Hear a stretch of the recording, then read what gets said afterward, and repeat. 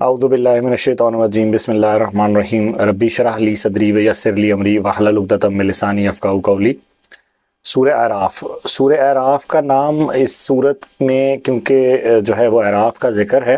اور اس کا نام اس مناسبت سے رکھا گیا کہ اس کی آیت نمبر 46 اور 47 میں جو ہے وہ اعراف ایک جگہ کا ذکر کیا گیا ہے، جو قیامت والے دن اللہ تعالیٰ اس کے بارے میں بتائیں گے کہ جنت اور دوزخ کے علاوہ ایک جگہ ہے جس کو اعراف کہا جاتا ہے، تو اس کی نسبت سے اس کا نام جو ہے وہ اعراف رکھا گیا ہے۔ اس صورت کے شان نزول کی اگر بات کی جائے تو بلکہ اس کا اگر جو ہے وہ ہم پہلے ڈسکس کر لیں کہ زمانہ نزول، تو زمانہ نزول میں اس طرح سے ہے کہ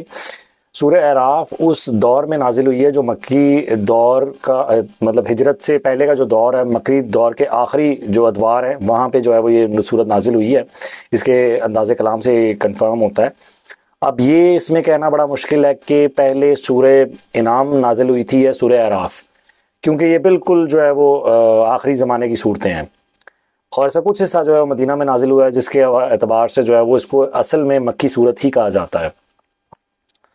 اگر بات کر لی جائے اس کے شان نزول کے حوالے سے، تو سورہ اعراف میں اللہ تعالیٰ کی ذات پاک نے نبی کرم صلی اللہ علیہ وآلہ وسلم کو اور ان کی دعوت کو جو ہے وہ لوگوں کے سامنے اجاگر کرنے کے لیے، خاص طور پہ مکہ کے لوگوں کے لیے ایک کلیئر اور اسٹرانگ میسیجز دیے ہیں، جس سے یہ پتہ لگتا ہے کہ اس کا ایکچول مدعا جو ہے وہ رسالت محمدی صلی اللہ علیہ وآلہ وسلم ہے۔ اس کی وجہ یہ ہے کہ ایک طویل عرصے تک جو ہے وہ عرب کے اندر جو ہے خاص طور پہ حجاز کے اندر نبوت کا سلسلہ جو ہے وہ جاری نہیں تھا۔ حضرت اسماعیل علیہ السلام کے آنے کے بعد یہاں پہ اس سائیڈ کے اوپر صرف نبی کرم صلی اللہ علیہ وآلہ وسلم کی بعثت جو ہے وہ ان لوگوں کے لیے باعث شرف بنی۔ تو اس حوالے سے ان کی پیروی اور ان کی جو ہے وہ اطاعت جو ہے وہ لازم و ملزوم کر کے اللہ تعالیٰ کی ذات پاک نے جو ہے وہ ایک فرضیت کے حوالے سے اس قوم کو سمجھانے کی کوشش کی ہے۔ اس کے علاوہ بہت سارے اور انبیاء کے واقعات بھی اس میں جو ہے وہ بتائے گئے ہیں کہ ان تمام کی تعلیمات بھی وہی سیم تعلیمات تھی جن کی بیس نبی صلی اللہ علیہ وآلہ وسلم بتاتے ہیں، یعنی توحید، شرک سے اجتناب اور آخرت کے اوپر ایمان اور رسالت پہ ایمان۔ تو یہ بیسک جو وہی تمام جو ہے وہ میسیجز ہیں جو اللہ تعالیٰ کی ذات پاک نے حضرت آدم علیہ السلام سے لے کے حضرت نوح علیہ السلام اور حضرت نوح علیہ السلام سے لے کے نبی کریم صلی اللہ علیہ وآلہ وسلم نے جن کی دعوت دی۔ اور اس کے ساتھ ہی ساتھ جو ہے وہ کیونکہ مسلمان ایک ٹف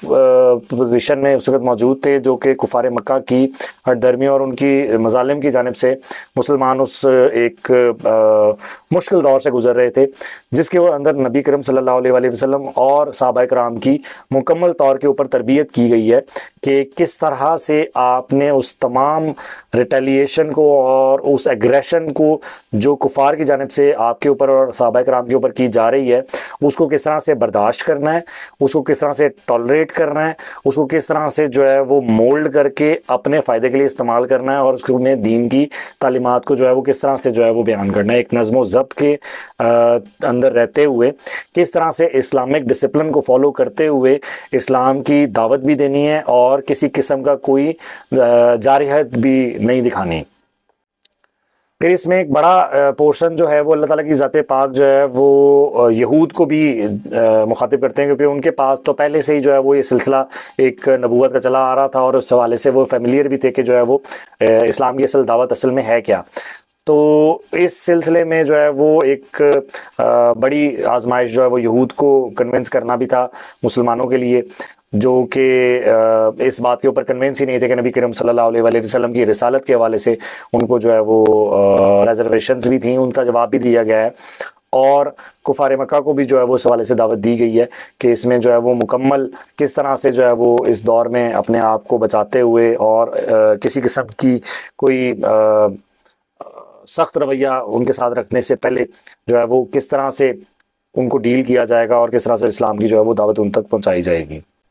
تو یہ سورہ اعراف کا مکمل نام، اس کے شان نزول اور اس کا دور نزول کے حوالے سے ڈیٹیلز تھیں۔ السلام علیکم ورحمۃ اللہ وبرکاتہ۔